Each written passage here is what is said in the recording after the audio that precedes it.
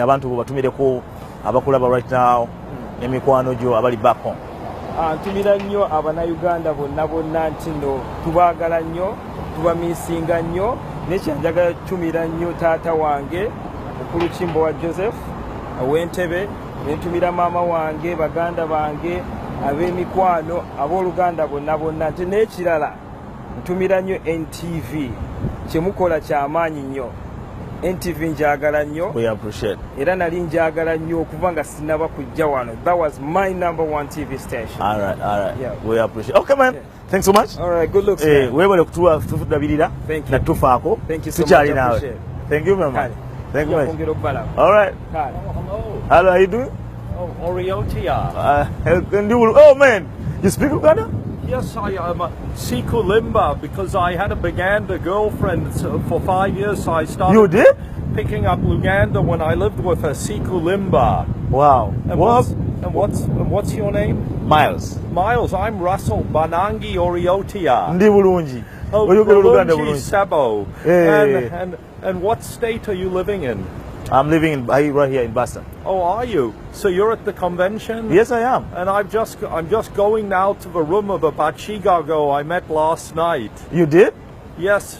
Emuchigago? Yes. What happened to your other woman who taught you Uganda? Well, what happened? Where is she right now? Well, she's in D.C. and married to a Mzungu. Miles, what happened? My life has never been the same because we broke up after I cheated on her with a Binyarwanda girl from Uganda. Are you for real? Yes, Sikulimba, Neda Olimba. That's all you Yeah. Okay, so are you living? I'm living in Boston, and to me, Luganda sounds like the nicest Bantu language. It sounds like music to my ears. Absolutely, and absolutely. Where I'm from, the country I'm from, the black people are Bantu. I'm from South Africa. You are from SA? Yes. What exactly in SA? Cape Town. Cape Town. Oh yeah, I've been to Cape Town. Did you go up Table Mountain? No, really, but I was in the Cape Town in the around the harbor? Absolutely. It's a great place. And did you go to any of the beaches? Absolutely, but I prefer Durban. About the beach. You Durban? So when you were in Cape Town, did you go to Clifton or Camps Bay? No, I was there a short time. But you heard of it? Oh yeah, I did. Then you're living in Boston? Oh, right now, yes. Yeah, I'm right here. I'm in Boston. Give me a call. My number is 617 and 383-1242. And every year our embassy has a Freedom Day picnic on the Saturday as close to the 26th as possible. It celebrates when Mandela came to power. Okay. So why don't you come next year? To Cape Town? No. We have it in Washington. No problem. And where in Boston are you? You wanna live on TV? No, I didn't know. You didn't know? You wanna talk about that? Infaco. I'm kidding. Oh yeah, it's fine. It's fine. I didn't know I'm on TV, but that's okay. But I had another Buganda girlfriend 6 years later. I didn't know that she only wanted me for a green card. I became a citizen, and her workmate at work even swore at me. Her workmate is a Ugandan. The workmate told me Olinga Mazi. Are you for real? I'm serious. I'll show you. Her name is Diana Sawanga. She lived in Waltham. Her uncle, I had a falling out with him. One day he called me and left me a message, Michael Chabuka. On my cell phone, Mazigwe Russell. Why? Ask him. Okay. You can call him. His number is 781-686-3018.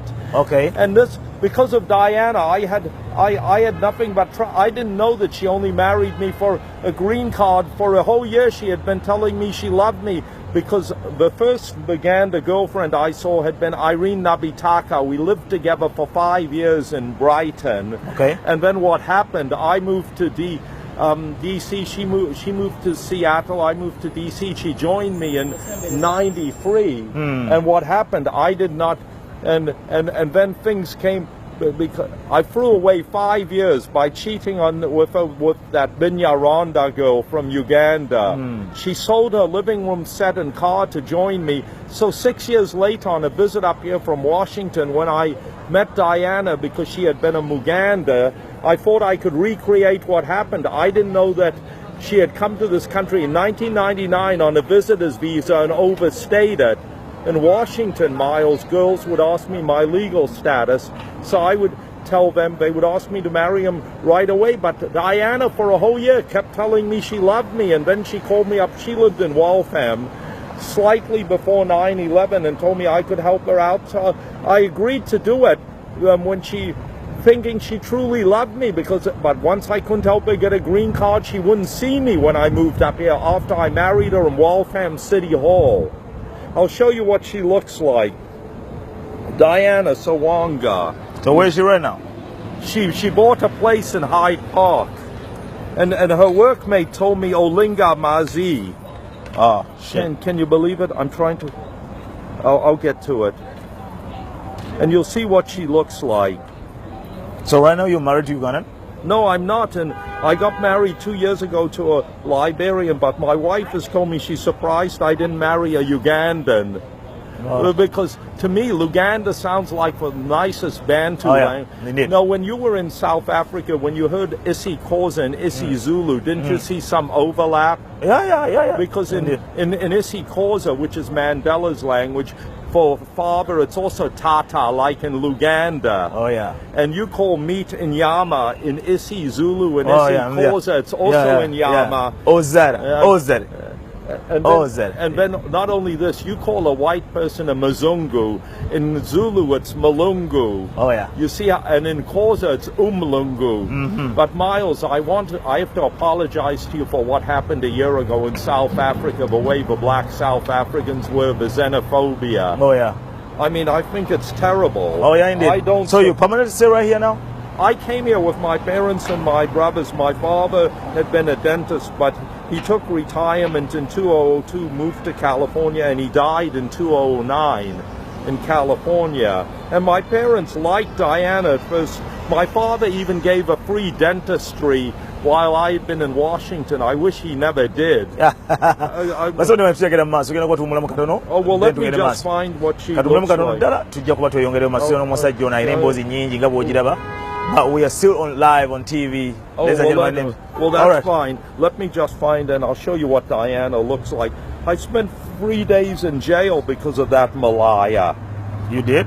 Yes, because, well, wouldn't you be angry if you have a wife and you move all 400 miles, and for a whole year she tells you she won't see you because she's working 24 hours a day?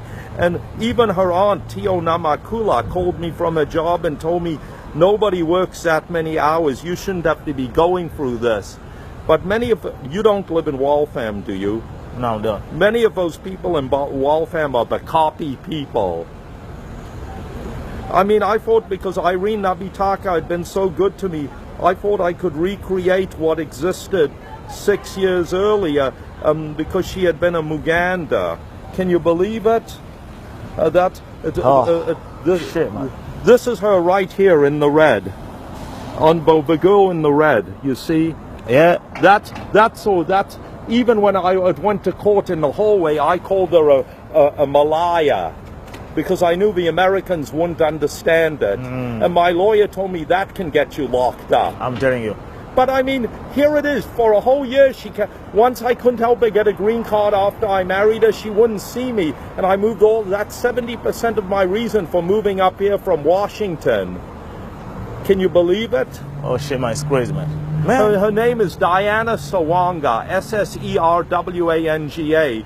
Now, the Bachiga girl I met last night, her and her workmate, they work for the Ministry of Finance in Uganda. They told me, we're not like Buganda people. Oh, yeah. That's right. And you're a Muganda? No, I'm not. What are you? I come from the West. Are you from Toro or Bonyoro or Poto. I'm from, no, not far, but you know from Poto? Yes, so you're a Mutoro. Yes, I am. Or Rota. Kurungi. And I read all about Elizabeth Bagaya. Oh, yeah. And that's lineage. Yes. Well, then, as a matter of fact, I got invited by the Banya Katara Association here in Boston, and I just spoke to a good friend of mine in D.C. who stayed with me for 6 months, who's a Mutoro girl. Her name is Margaret Kazini, and she considers me a brother, and she believes